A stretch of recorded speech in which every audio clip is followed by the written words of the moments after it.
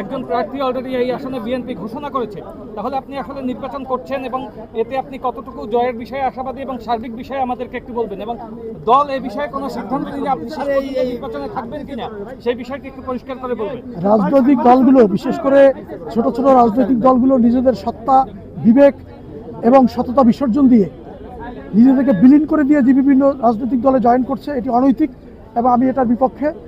এবং আপনারা জানেন যে গলাচিপা দশমিনা, আপনার স্থানীয় সাংবাদিক, আপনারা এখানকার মানুষের সেন্টিমেন্ট জানেন, এখানে মানুষের রাজনৈতিক নেতাদের জনপ্রিয়তা জানেন। সুতরাং আমি বিশ্বাস করি যে এখানকার স্থানীয় বিএনপি এবং স্থানীয় সাধারণ মানুষের প্রতিনিধি হিসেবেই আমি এই নির্বাচনে অংশগ্রহণ করেছি।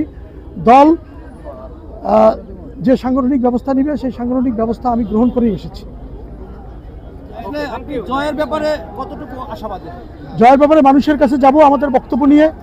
আমি দীর্ঘ 17 বছর মানুষের পাশে আছি, লড়াই সংগ্রামী নেতাকর্মীদের পাশে আছি, রাজপথে আছি। সুতরাং আমাদের এই বক্তব্য নিয়ে, তার পাশাপাশি এই উন্নয়ন বঞ্চিত গলাচিপা দশমিনার মানুষের উন্নয়নের নতুন পরিকল্পনা নিয়ে আমরা মানুষের কাছে যাব এবং আমার দৃঢ় বিশ্বাস যে মানুষ আমাদের বক্তব্য গ্রহণ করবে এবং আমাদেরকে সমর্থন দিয়ে আগামী জাতীয় নির্বাচনে বিজয় করবে ইনশাআল্লাহ। স্বতন্ত্র হিসেবে এই নির্বাচনে আসার আসলে মাঠে থাকবেন কিনা?